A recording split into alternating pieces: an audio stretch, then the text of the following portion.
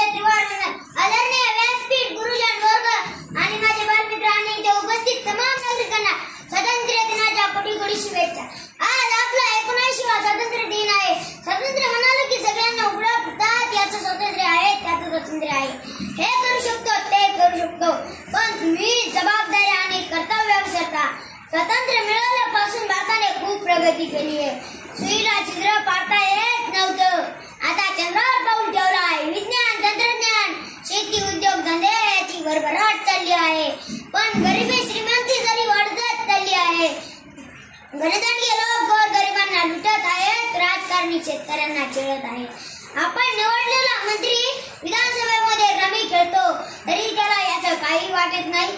शेतकरी इथं शेतीत लाखो रुपये टाकतात, पीक येईल का नाही हे त्यांना माहित नसत, पण प्रत्येकाने प्रामाणिकपणे शेतीत राबतात। आणि आमचा मंत्री शेतकऱ्यांच्या अडचणी सोडवायच्या सोडून विधानसभेमध्ये पत्ते खेळतो। किती दुर्दैव आहे आमचे। एक श्रीमंत गणदांडगा पैशाच्या जीवावर आणि सत्तेच्या जीवावर आमचे श्रद्धास्थान असणारी एका मठातील त्याच्या हत्तीनं त्याच्या शोक पाहण्यासाठी गुजरातच्या खाजगी प्राणी संग्रहालयात नेतो। लोक शांतीच्या मार्गाने आंदोलन करतात, मोर्चे काढतात, पण त्याला काही पण फरक पडत नाही, कारण त्याचा बाप अब्जोपती असतो।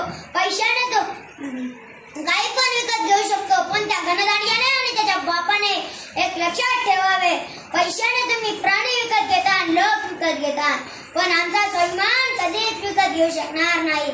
म्हणून लक्षात ठेवा, तुम्हाला स्वातंत्र्य मिळाले आहे, त्या स्वाभिमानाने जगण्यासाठी पैसे पुढे आणि सत्ते पुढे लाचारी करू नये।